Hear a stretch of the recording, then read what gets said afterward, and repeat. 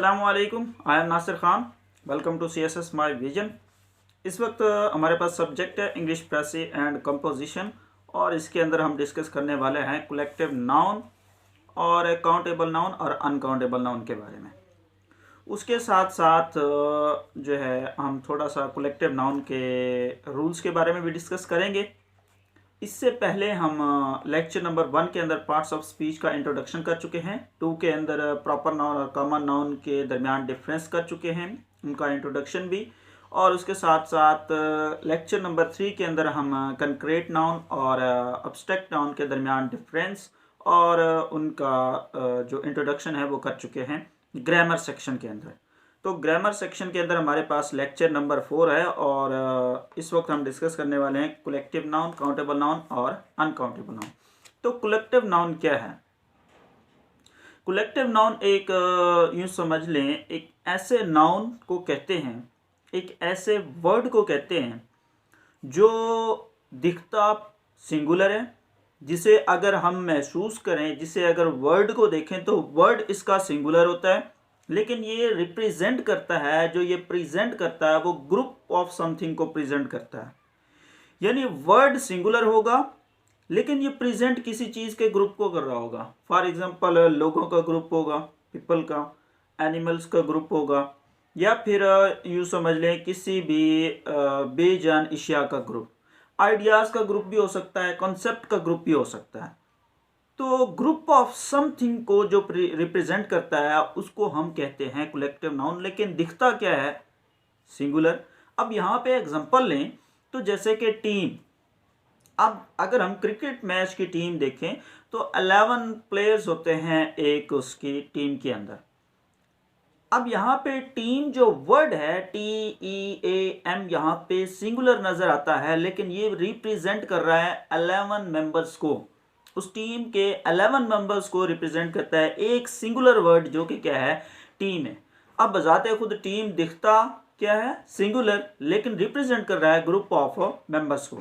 उसके बाद अगर हम क्राउड की बात करें तो क्राउड लफ्ज जो है, वर्ड जो है वो दिखता सिंगुलर है, लेकिन प्रेजेंट करता है बहुत सारे लोगों के मजमूए को। ठीक है, वो एक और एग्जांपल लेते हैं, pride of line. Pride of line मतलब कि ग्रुप ऑफ लाइंस, शेरों का एक मजमा। तो यहाँ पे जो लफ्ज प्राइड है वो एक कलेक्टिव नाउन है। प्राइड जो है वो as a group of lions को रिप्रेजेंट कर रहा है। तो अगर हम इसकी डेफिनेशन देखें तो collective noun is the noun that refers to a group of entities that may be considered either as individuals or as one larger entity। कहते हैं कलेक्टिव नाउन किसी भी ग्रुप ऑफ एंटिटीज को रिप्रेजेंट करता है, और इसको हम एज एन इंडिविजुअल भी ले सकते हैं और एज एन लार्जर एंटिटी भी ले सकते हैं। अब यहाँ पे जब हम रूल्स को डिस्कस करेंगे तो आपको बात वाज़ेह हो जाएगी। यहाँ पे वो कहना ये चाहता है कि कलेक्टिव नाउन बजाते खुद जो वर्ड है वो एज एन इंडिविजुअल भी लिया जा सकता है, और साथ के साथ उसे एज अ होल भी लिया जा सकता है। फॉर एग्जांपल एक एग्जांपल लेते हैं कि the family was United on this decision. ख़ानदान जो था वो पूरे जो फैसला था उस पर रजामंद था, उस पर मुत्तफिक था। तो ख़ानदान के तमाम लोग उस पर रजामंद थे, तो उसने कहा, तो इसका मतलब ये हुआ यहाँ पे इसे एज ए होल ले रहे हैं। इसे एज अ यूँ समझ लें कि जो फैमिली है वो पूरे मेंबर्स को रिप्रेजेंट कर रहा है, सबको रिप्रेजेंट कर रहा है, और as a whole united represent कर रहा है। ठीक है। और अगर मैं बात करूँ कि the family, my family are always fighting among themselves, कि मेरे फैमिली के जो लोग हैं वो आपस में लड़ते रहते हैं। अब यहाँ पे जो फैमिली मेंबर्स का नाम लिया गया है वो अलग अलग इंडिविजुअली तौर पर लिया गया है। यहाँ पे ये नहीं कहा गया कि फैमिली मेंबर्स जो हैं वो सारे आपस में लड़ते हैं। यहाँ पे ये कहा गया है कि my family members always fighting among themselves, कि वो आपस में लड़ते रहते हैं, आपस में इंडिविजुअल तौर पर लड़ते हैं, सारे इकट्ठे होकर किसी और से नहीं लड़ने जाते। तो यहाँ पे जो मैं बात वाज़ेह करना चाहता हूँ वो ये है कि इसे हम एज अ इंडिविजुअल भी ले सकते हैं, एज ए होल भी ले सकते हैं। ठीक है, तो वो इसके रूल्स पे डिपेंड करता है। उसके बाद ग्रामेटिकली वो कहता है इसके साथ सिंगुलर नाउन भी लगता है, प्लूरल नाउन भी लगता है, इसके साथ सिंगुलर प्रोनाउन भी लगता है, प्लूरल प्रोनाउन भी लगता है, इसके साथ सिंगुलर वर्ब भी लगता है, प्लूरल वर्ब भी लगता है। अब यहाँ पे वाज़े तब बात होगी जब आपको रूल समझ आएगा कि किस रूल के तहत यहाँ पे सिंगुलर वर्ब यूज होगा और किस रूल के तहत इसके साथ प्लूरल वर्ब यूज होगा। सिंगुलर वर्ब तब यूज होगा, अगर हम रूल नंबर 1 की बात करें, जब आपके पास जो मैंने पहली एग्जांपल दी है कि माय फैमिली या the family was United on this decision, कि अगर किसी भी जो वर्ड कलेक्टिव नाउन का है, अगर किसी भी ग्रुप ऑफ मेंबर्स में तमाम मेंबर्स रजामंद हैं, तमाम मेंबर्स उसमें यूनाइटेड हैं, तमाम मेंबर्स उसमें मुत्तफिक हैं, तो वहां पे सिंगुलर वर्ब यूज होगा। कि for example the family was United on this decision, कि पूरी फैमिली इस फैसले पर मुत्तफिक थी, तो वाज लगाया था, फैमिली वाज यूनाइटेड। तो वाज किस लिए यूज हुआ? क्योंकि पूरी फैमिली उस पर मुत्तहिद थी। तो यहाँ पे अखज़ क्या करते हैं हम कि सिंगुलर वर्ब तब लगाएंगे जब सब लोग उस पर मुत्तफिक होंगे और एज ए होल हम उसको ले रहे होंगे वर्ड को। लेकिन अगर किसी वर्ड को हम इस तरीके से यूज करते हैं कि वो उनको रिप्रेजेंट तो कर रहा है लेकिन सबकी राय मुख्तलिफ है, सब इस चीज से मुत्तफिक नहीं है, अगर सब लोग मुत्तफिक नहीं है और सबकी अपनी अपनी राय है, तो हम यहाँ पे सिंगुलर वर्ब की बजाय प्लूरल वर्ब लगाएंगे। जैसा कि मैंने कहा, my family are fighting with each others, my family are always fighting among themselves, कि मेरी फैमिली के जो मेंबर्स हैं वो आपस में लड़ते रहते हैं, तो इंडिविजुअली तौर पर लड़ते हैं, ये इससे लड़ता है, ये इससे लड़ता है, तो ये इंडिविजुअली तौर पर हम ले रहे हैं। जब उनकी राय सबकी मुख्तलिफ होगी तो वहाँ पे प्लूरल वर्ब यूज होगा।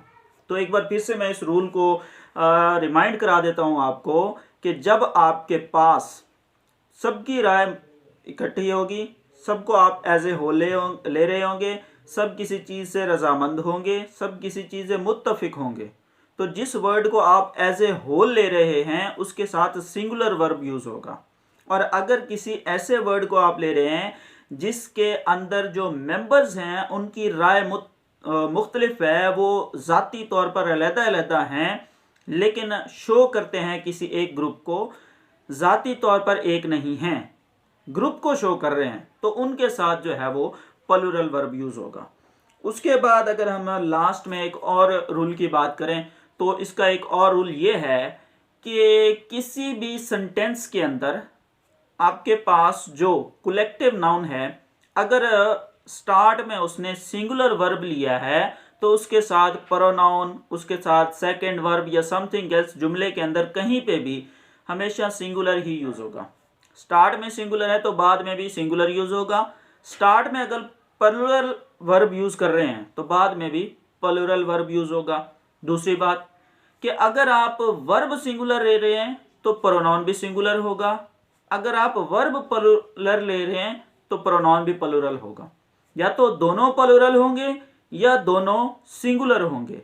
कहीं पे भी ऐसा नहीं हो सकता कि वर्ब प्लूरल हो और प्रोनाउन सिंगुलर हो, वर्ब सिंगुलर हो और प्रोनाउन प्लूरल हो, तो ये मुख्तलिफ नहीं हो सकते, दोनों सेम होने चाहिए, या तो दोनों प्लूरल या तो दोनों सिंगुलर। फॉर एग्जांपल वो कहता है यहाँ पे the family is ready to demand its requisition, तो यहाँ पे इट्स रिक्विजिशन है, ठीक है, यहाँ पे ये नहीं कहा उसने देयर रिक्विजिशन, क्योंकि यहाँ पे द फैमिली इज है।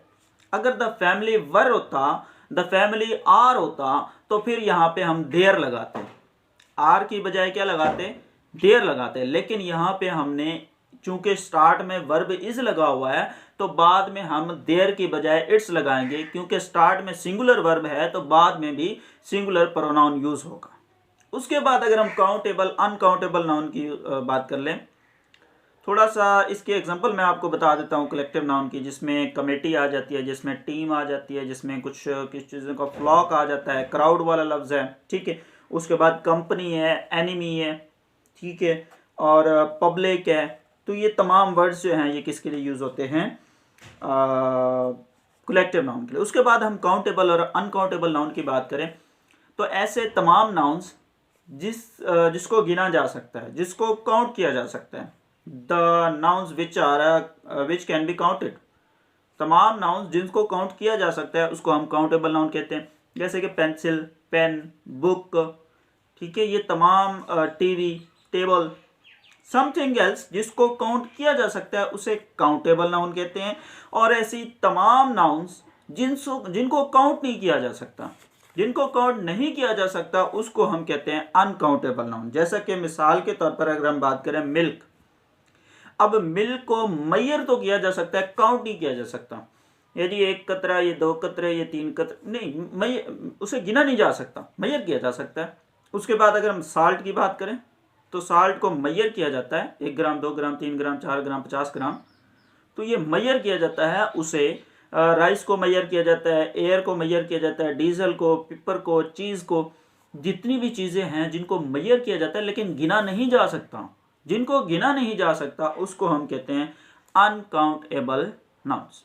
तो ये था डिफरेंस काउंटेबल और अनकाउंटेबल के दरमियान कि काउंटेबल ऐसे तमाम वर्ड्स जिनको गिना जा सकता है और अनकाउंटेबल ऐसे तमाम वर्ड्स जिनको नहीं गिना जा सकता। इसके बाद अगर हम काउंटेबल और अनकाउंटेबल के रूल्स की बात करें तो एक रूल तो ये है कि जो डेफिनेट आर्टिकल और इनडेफिनेट आर्टिकल्स हैं, वैसे तो हम आर्टिकल्स को मज़ीद आर्टिकल के लेक्चर में तफसील से पढ़ेंगे, लेकिन जो इनडेफिनेट आर्टिकल है ए और एन, ये काउंटेबल नाउन के साथ तो यूज़ हो सकते हैं लेकिन अनकाउंटेबल नाउन के साथ यूज़ नहीं हो सकते। मिसाल के तौर पर काउंटेबल नाउन की अगर हम बात करें तो हम इसके साथ ए और एन लगा सकते हैं। फॉर एग्जांपल, जैसे बुक एक काउंटेबल नाउन है, इसके साथ इनडेफिनेट आर्टिकल जो कि ए है वो लग सकता है, आ बुक। पेन एक काउंटेबल नाउन है, इसके साथ आ पेन, ए लग सकता है। और इसके साथ साथ अगर हम एन की बात करें तो एन भी काउंटेबल, जैसे कि एलिफेंट एक काउंटेबल नाउन है तो एलिफेंट के साथ हम एन लगा सकते हैं, एन एलिफेंट। उसके बाद अगर हम किसी और काउंटेबल नाउन की बात करें, इंक पॉट, तो इंक पॉट एक काउंटेबल नाउन है, इसके साथ भी एन यूज़ हो सकता है। लेकिन जो हमारे पास अनकाउंटेबल नाउन है उनके साथ ए और एन यूज़ नहीं हो सकता। मिल्क एक अनकाउंटेबल नाउन है, उसके साथ हम आ मिल्क नहीं लगा सकते। आप किसी भी सेंटेंस के अंदर मिल्क को अगर यूज़ कर रहे हैं तो चाहे सिंगुलर यूज़ कर रहे हैं चाहे प्लूरल यूज़ कर रहे हैं, वो है तो कलेक्टिव नाउन, लेकिन उसके साथ आप ए और एन दोनों में से किसी का यूज़ नहीं कर सकते, चाहे वो सिंगुलर ले रहे हैं चाहे वो प्लूरल की सेंस में ले रहे हैं। उसके बाद अगर हम बात करें कि जो राइस है वो अनकाउंटेबल है, उसके साथ भी ए और एन दोनों में से किसी को यूज़ नहीं कर सकते। शुगर अनकाउंटेबल है, उसको भी मैयर किया जाता है, उसके साथ भी ए और एन दोनों में से कुछ भी नहीं ले सकता। फ्लोर वो एक अनकाउंटेबल नाउन है, उसको मैयर किया जाता है। सैंड अनकाउंटेबल है, उसको मैयर किया जाता है, उसे काउंट नहीं किया जा सकता, उनके साथ ए और एन यूज़ नहीं हो सकता। तो यहाँ पे ये रूल आपने याद रखना है कि आपके पास जितने भी काउंटेबल नाउन हैं उसके साथ इनडेफिनेट आर्टिकल जो कि ए और एन है वो यूज़ हो सकते हैं, लेकिन अनकाउंटेबल के साथ कोई भी ए और एन का जो कि इनडेफिनेट आर्टिकल है वो यूज़ नहीं हो सकता। तो ये था हमारा आज का लेक्चर जिसके अंदर हमने डिस्कस किया कि कलेक्टिव नाउन क्या है और उसके बाद उसके कुछ रूल्स पढ़े और फिर हमने डिस्कस किया कि अकाउंटेबल और अनकाउंटेबल नाउन क्या हैं। आर्टिकल के काफ़ी सारे जो है वो उसके रूल्स हैं, वो आने वाले लेक्चर्स में हम डिस्कस करेंगे। लेकिन इसके बाद जो हमारा लेक्चर होगा उसके अंदर हम प्रोनाउन की तरफ चलेंगे, प्रोनाउन के कुछ टाइप्स पढ़ेंगे, टाइप्स के यूजेस भी पढ़ेंगे और उनके रूल्स भी पढ़ेंगे।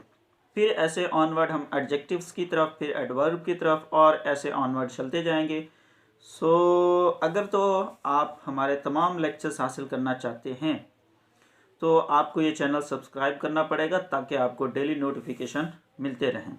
इसके अलावा हमारे पास जो CSS और PMS के तमाम कंपलसरी सब्जेक्ट हैं उसके लेक्चर्स अपलोड किए जाते हैं चैनल पे, और तमाम एक सेशन है हमारा जिसके अंदर हम फर्स्ट सेशन में जस्ट एक बिगनर के लिए मुकम्मल लेक्चर्स तमाम सिलेबस के अपलोड करेंगे। सो अगर तो आप तमाम लेक्चर्स हासिल करना चाहते हैं तो चैनल को सब्सक्राइब कर लें, और अगर आपको वीडियो अच्छी लगी तो लाइक करें, शेयर करें, कमेंट करें। So wish you best of luck. अल्लाह हाफिज़।